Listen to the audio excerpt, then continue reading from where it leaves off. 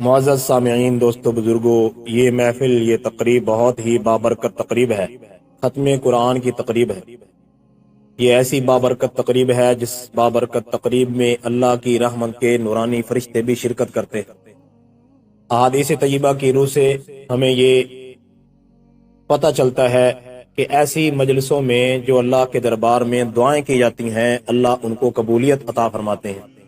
ختم قرآن کے موقع پہ اللہ کے دربار میں جو دعائیں مانگی جائیں، اللہ ان کو شرف قبولیت عطا کرتے ہیں۔ تو یہ ہمارے لیے بہت بڑی سعادت ہے کہ اللہ کے فضل و کرم سے الحمدللہ ہم نے قرآن پاک تراویح کے اندر سنا اور پڑھا۔ اللہ تعالی حافظ صاحب کا پڑھنا بھی قبول فرمائے اور آپ تمام حضرات کا سننا بھی قبول فرمائے۔ سب حضرات پڑھنے والے بھی، حافظ صاحب بھی، سننے والے نمازی حضرات سب مبارکباد کے مستحق ہیں، کیونکہ جس مہینے میں یہ قرآن پڑھا جاتا ہے، اس مہینے کے ساتھ اس قرآن کا بڑا گہرا تعلق ہے۔ اللہ تعالیٰ قرآن میں کیا ارشاد فرماتے ہیں؟ شہر رمضان الذی انزل فیہ القرآن، کہ یہ رمضان کا مہینہ وہ بابرکت مہینہ ہے جس بابرکت مہینے کے اندر اللہ رب العزت نے اپنی لا ریب بے عیب کتاب کو اتارا۔ اور پھر یہ اس مہینے کی اس رات کے اندر اللہ پاک نے قرآن کو اتارا، جس کو لیلۃ القدر کی رات کہا جاتا ہے۔ انا انزلناہ فی لیلۃ القدر، اور لیلۃ القدر کی کیا فضیلت ہے کہ جو 1000 مہینوں سے بھی بہتر ہے۔ اللہ تعالیٰ نے یہ نہیں فرمایا کہ لیلۃ القدر 1000 مہینوں کے برابر ہے، بلکہ یہ فرمایا ہے کہ 1000 مہینوں سے بہتر ہے۔ اب کتنا بہتر ہے؟ 1000 گنا بہتر ہے، کروڑ گنا بہتر ہے، ارب گنا بہتر ہے، خرب گنا بہتر ہے، یہ اللہ کو معلوم ہے۔ تو یہ اس بابرکت رات کے اندر اترا جو اتنی فضیلت والی رات ہے۔ یہ قرآن اس مہینے میں اترا جو اتنا برکت والا مہینہ ہے۔ تو یہ قرآن بڑی ہی عظمت والا، بڑی ہی شان والا، بڑے ہی مقام والا کلام ہے۔ یہ میری اور آپ کی سعادت ہے کہ اللہ پاک نے مجھے اور آپ کو قرآن جیسی عظیم دولت عطا کر دی ہے۔ حدیث پاک میں آتا ہے، اللہ کے محبوب پیغمبر صلی اللہ علیہ وسلم ارشاد فرماتے ہیں کہ اللہ رب العزت نے اس دنیا کو تخلیق کرنے سے پہلے فرشتوں کی نورانی مجلس میں اس کتاب کی تلاوت کی۔ جب فرشتوں نے اس پاکیزہ مقدس قرآن کی آیات کی تلاوت کو سنا تو فرشتے اش اش کر اٹھے اور کہنے لگے کہ سبحان اللہ، کتنی مبارک ہوگی وہ امت جس امت کو یہ قرآن ملے گا۔ کتنے مبارک ہوں گے وہ سینے جن سینوں میں یہ قرآن محفوظ ہوگا، یہ کتاب محفوظ ہوگی، یہ آیات محفوظ ہوں گی۔ اور کتنی مبارک ہوں گی وہ زبانیں جو زبانیں اس قرآن کی تلاوت کریں گی۔ تو یہ ہمارے لیے بہت بڑی سعادت ہے۔ اللہ تعالیٰ نے سورۃ الرحمن کے اندر ارشاد فرمایا، الرحمن علم القرآن خلق الانسان۔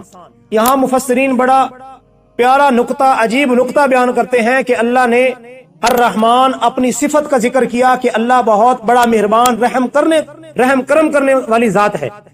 اس رحم کرم کرنے والی صفت کے بعد اللہ نے فوراً قرآن کا ذکر کیا، علم القرآن، کہ اللہ نے قرآن سکھایا، قرآن کا علم عطا کیا، قرآن کی تعلیم دی۔ اس کے بعد فرمایا خلق الانسان۔ اب انسان کی عقل یہ کہتی ہے کہ ترتیب تو یوں ہونی چاہیے تھی، خلق الانسان پہلے ہوتا، انسان کی تخلیق پہلے ہوتی، اور قرآن کا علم کیونکہ تخلیق کے بعد عطا ہونا تھا تو ترتیب یہ ہونی چاہیے تھی۔ لیکن اللہ پاک نے پہلے قرآن کی تعلیم کا ذکر کیا ہے، پھر تخلیق انسان کا ذکر کیا ہے، قرآن کی اہمیت، عظمت، شان بتانے کے لیے کہ یہ قرآن وہ عظمت اور فضیلت والی کتاب ہے کہ جس کی جو ہے انسان کی تخلیق کا مقصد ہی یہ قرآن ہے۔ انسان کی تخلیق کا، پیدائش کا مقصد ہی یہ قرآن ہے۔ تو یہ اتنی عظمت والی، شان والی کتاب ہے، اللہ پاک نے مجھے آپ کو عطا کی ہے۔ یہ ایسی تاثیر والی ہے، ایسی تاثیر والی ہے کہ قرآن کی آیات جو سنتا تھا اس کے دل پر اس کا بہت اثر ہوتا تھا۔ روایات میں آتا ہے کہ عقبہ بن ابی معیط، یہ کفار مکہ کے جو سرداران قریش تھے ان میں سے تھا، اور یہ بہت زیادہ فصیح و بلیغ عربی کا ماہر تھا۔ قرآن جو ہے عربی اشعار اس پر جو ہے اچھی طرح مہارت رکھتا تھا۔ اور سرداران مکہ، قریش مکہ، وہ نبی علیہ الصلوۃ والسلام کی وہ دعوت والی جو محنت تھی ان کو اس سے بڑی تکلیف ہوتی تھی کہ جب نبی علیہ الصلوۃ والسلام ایک اللہ کی جو ہے دعوت دیتے تھے کہ لوگوں صرف ایک ہے، کرنے دھرنے والی ذات صرف اللہ کی ہے، وہی کرتا ہے، پیدا بھی اسی نے کیا ہے، موت بھی وہی دیتا ہے، صحت بیماری کا مالک بھی وہی ہے، نفع نقصان کا مالک وہی ہے۔ اب نبی علیہ الصلوۃ والسلام صبح و شام، دن رات، اندھیرے انجالے میں اسی بات کی محنت فرما رہے ہیں، یہی دعوت دے رہے ہیں۔ اب کفار مکہ یہ کہاں برداشت کرتے تھے؟ انہوں نے تو 360 بت بنا رکھے تھے، بارش کا الگ خدا ہے، رزق کا الگ خدا ہے، صحت کا الگ خدا ہے، مختلف انہوں نے بت بنا رکھے تھے جن کی پوجا کرتے تھے، اور وہ یہ کب برداشت کرتے تھے کہ ایک رب کی دعوت کی صدا بلند کی جائے۔ اب وہ طرح طرح کی ہیلے کرتے، طرح طرح کی محنت کرتے، طرح طرح کی کوشش کرتے کہ کسی نہ کسی طرح محمد صلی اللہ علیہ وسلم اپنی اس دعوت سے رک جائیں۔ اب ایک مرتبہ ان سب نے مشورہ کیا، قریش مکہ نے، اور عقبہ بن ابی معیط جو عربی فصاحت و بلاغت کا ماہر تھا، اور انہوں نے یہ سوچ کر اس کو نبی علیہ الصلوۃ والسلام کی خدمت میں بھیجا کہ یہ جائے گا اور حضرت محمد صلی اللہ علیہ وسلم سے بات کرے گا، ہو سکتا ہے ان کو قائل کر لے، کیونکہ یہ جو ہے باتوں کا بڑا ماہر ہے، بات کرنا بھی جانتا ہے، بات سمجھانا بھی جانتا ہے، بات منوانا بھی جانتا ہے۔ اب سرداران مکہ نے بڑی امید باندھ کے اس کو بھیجا۔ اب وہ نبی علیہ الصلوۃ والسلام کی خدمت میں پہنچا، اور اس نے مختلف باتیں کی، مختلف باتیں کرتا رہا۔ نبی علیہ الصلوۃ والسلام یوں بیٹھ کے اس کی بات کو سنتے رہے۔ جب وہ اپنی بات مکمل کر چکا تو نبی علیہ الصلوۃ والسلام نے پوچھا کہ اے چچا جان، کیا آپ اپنی بات مکمل کر چکے ہیں؟ اس نے کہا جی ہاں بھتیجے، میں اپنی بات مکمل کر چکا ہوں۔ تو اب نبی علیہ الصلوۃ والسلام نے قرآن کی آیات کی تلاوت شروع کی، سورہ حامیم سجدہ کی تلاوت کرتے جا رہے ہیں، اور عقبہ بن ابی معیط جو نبی علیہ الصلوۃ والسلام کو قائل کرنے آیا تھا، جو وہ آیات سنتا جاتا تھا اس کا رنگ بدلتا جاتا تھا، اور اس کی آنکھوں سے آنسو جاری ہو رہے تھے۔ جب نبی علیہ الصلوۃ والسلام اس آیت پر پہنچے، فَإِنْ أَعْرَضُوا فَقُلْ أَنذَرْتُكُمْ صَاعِقَةً مِثْلَ صَاعِقَةِ عَادٍ وَثَمُودَ، اب اس نے ہاتھ جوڑ لیے کہ اے محمد اب بس کر دو، ان آیات کو مزید میرا دل برداشت نہیں کر سکتا۔ اب وہ نڈھال بدن خستہ حالت کے ساتھ واپس لوٹ رہا تھا۔ اب سرداران مکہ، قریش مکہ اس کو دور سے دیکھ کے جب انہوں نے دیکھا کہ جو عقبہ بن ابو معیط ہم نے بھیجا تھا وہ لگتا نہیں ہے، نعوذ باللہ لگتا ہے کہ محمد صلی اللہ علیہ وسلم کا جادو اس پر بھی چل گیا ہے۔ اب جب واپس پہنچا تو سرداران مکہ نے اس سے کارگزاری پوچھی کہ تو گیا تھا، کیا بات ہوئی، کیا تو اپنے مقصد میں کامیاب ہوا؟ تو اس نے کہا خدا کی قسم میں شعر و شاعری کے فن سے واقف ہوں، نجومی اور کاہنوں کے کلام کی حوالے سے میں بھی اچھی طرح واقف ہوں، عربی فصاحت و بلاغت کی میں اچھی طرح جانکاری رکھتا ہوں، اچھی طرح واقف ہوں۔ خدا کی قسم کہ محمد صلی اللہ علیہ وسلم جو آیات پڑھ رہے تھے، جو تلاوت کر رہے تھے، جو باتیں سنا رہے تھے، وہ کسی مخلوق کا کلام نہیں ہے، وہ کسی شاعر کا کلام نہیں ہے، وہ کسی کاہن کا کلام نہیں ہے، وہ کسی نجومی کا کلام نہیں ہے، وہ رب کا کلام ہے۔ اب ان سرداران مکہ نے دیکھا کہ ہم نے تو اس کو کچھ دینے کے لیے بھیجا تھا، یہ تو کچھ لے کے آ گیا ہے واپس، ہم نے تو کہا تھا کہ یہ اپنی بات منوائے گا، یہ تو ان سے اثرات لے کے آ گیا ہے۔ اب انہوں نے تانا شروع کر دیا کہ تجھ پر بھی محمد صلی اللہ علیہ وسلم کا جادو چل گیا ہے۔ اب اس کے قسمت میں بدبختی تھی، سب کچھ حقیقت سمجھ کر، جان بوجھ کر، سب کچھ جاننے کے باوجود بھی اس نے حق بات ماننے سے انکار کر دیا، اور یہ بہانہ کر دیا کہ مجھے بھی لگتا ہے کہ محمد صلی اللہ علیہ وسلم کا نعوذ باللہ مجھ پر جادو چل گیا۔ تو قسمت میں اس کی ہدایت نہیں تھی، تو اپنی چدراہٹ اور اپنی اس سرداری کو بچانے کے لیے اس نے حق کو قبول نہ کیا، قرآن کو قبول نہ کیا۔ تو یہ قرآن اس قدر تاثیر رکھتا ہے۔ حضرت عمر رضی اللہ تعالی عنہ کی عادت شریفہ تھی کہ مدینہ کی گلیوں میں گشت فرمایا کرتے تھے۔ آپ رضی اللہ تعالی عنہ ایک گھر سے گزرے اور سنا کہ ایک نوجوان قرآن کی سورہ طور کی آیات کی تلاوت کر رہا ہے، ان عذاب ربک لواقع، کہ آپ کے رب کا عذاب آنے والا ہے، اترنے والا ہے، واقع ہونے والا ہے۔ حضرت عمر رضی اللہ عنہ کے کانوں پر یہ آیت جب پڑی تو آپ فوراً وہیں بیٹھ کے دیوار کے ساتھ ٹیک لگا لی اور بیمار پڑ گئے۔ روایات میں آتا ہے کہ پورا مہینہ بستر پر پڑ گئے، اتنا ان کے دل پر اثر ہوا، اتنی تاثیر ہوئی، اتنا خوف ان کے دل پر اللہ تعالیٰ کا غالب آیا کہ 1 مہینے تک بیمار رہے، اور لوگ ان کی تیمارداری کے لیے آتے تھے۔ حقیقت میں کوئی بیماری نہیں تھی، کوئی مرض نہیں تھی، کوئی تکلیف نہیں تھی، وہ اللہ کی ذات کا خوف، قرآن کی آیات کی تاثیر ان کے دل پر اس قدر اثر کر چکی تھی کہ اپنے آپ کو انہوں نے بیمار سمجھ لیا اور بستر پر لیٹ گئے۔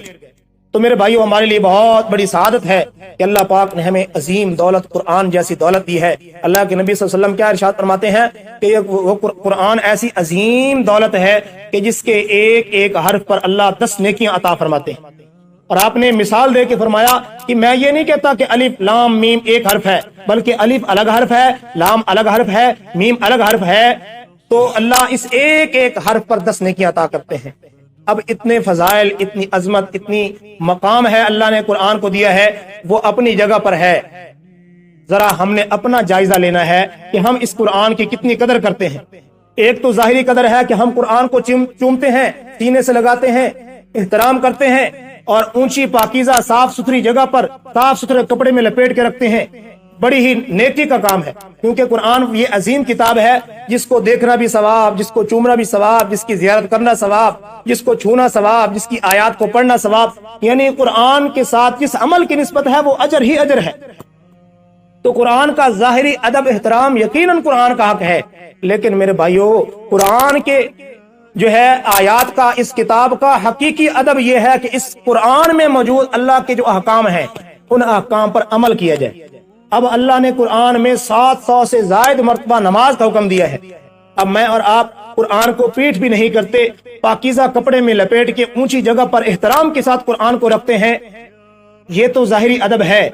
اگر ہم قرآن کے اس حکم پر عمل نہ کریں، قرآن حکم کرتا ہے نماز ادا کرو، قرآن حکم کرتا ہے زکوٰۃ ادا کرو، قرآن حکم کرتا ہے کہ حرام کاموں سے اجتناب کرو، قرآن حکم کرتا ہے کہ کسی کے حقوق غصب نہ کرو، اب یہ سارے گناہ ہم ان سارے اعمال پر پابندی نہ کریں تو میں اور آپ یہ فیصلہ کر سکتے ہیں کہ ہم قرآن کا کہاں ادب کرنے والے ہیں۔ حقیقی قرآن کا ادب یہ ہے کہ ہم قرآن کے احکام کو اپنی زندگی میں اپنانے والے بن جائیں۔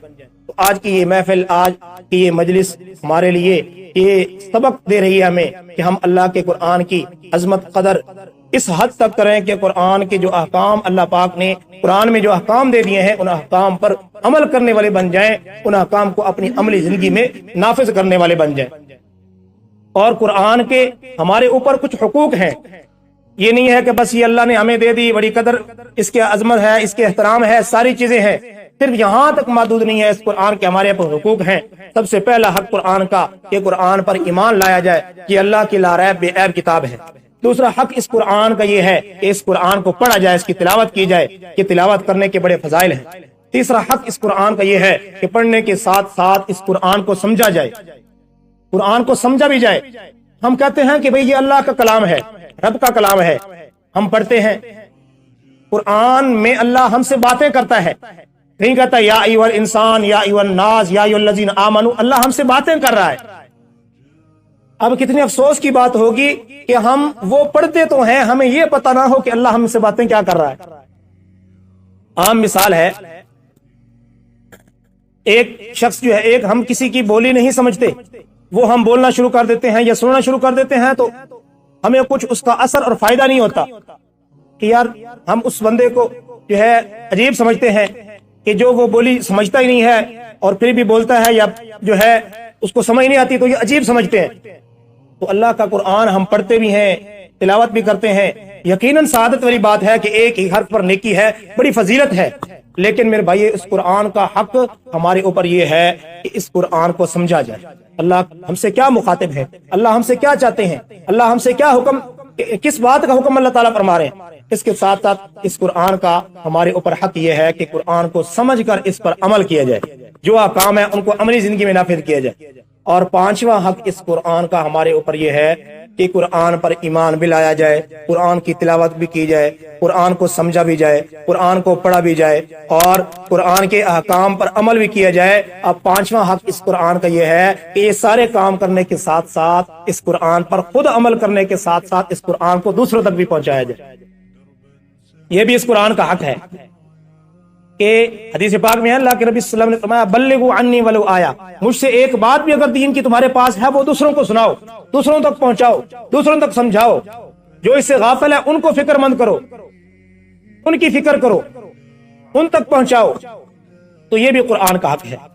اللہ رب العزت سے دعا ہے اللہ پاک ہمیں اس قرآن جو عظیم دولت ہے ہمارے لیے دنیا آخرت کی فلاح کا ذریعہ ہے، کامیابی کا ذریعہ ہے، اللہ پاک ہمیں اس کی عظمت کو سمجھنے کی توفیق عطا فرمائے، اس کی قدر کرنے کی توفیق عطا فرمائے، اور اس میں موجود احکام پر اللہ رب العزت ہم سب کو عمل کرنے کی توفیق عطا فرمائے۔ وآخر دعوانا الحمدللہ رب العالمین۔